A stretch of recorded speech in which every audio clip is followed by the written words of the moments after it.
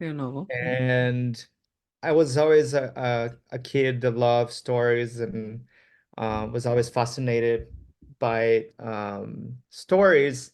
So as soon as I had like a VHS in my hands, I was starting telling stories, little short films here and there.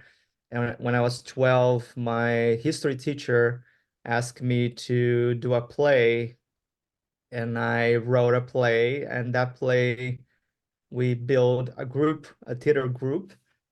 So I did theater from 12 years old until I was 17.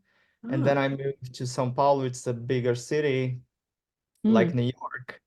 And I started working as assistant editor in a production Mm. company for TV.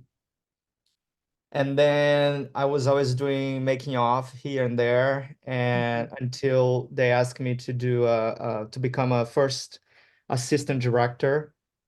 So I did that for about 5 years until I started directing commercials and ended up in LA where I started making these films. Mm.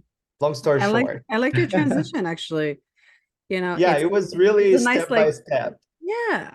And that's very refreshing in the industry because sometimes the industry has changed so much. It's either one step and then tragic backstory, then triumph, Right. and then whoa, you're like launch into the stratosphere all of a sudden, and you're like, what? Oh, Dang, no, what? it's a lot of work. I mean, at least with me, yeah, step, step, step, and still going.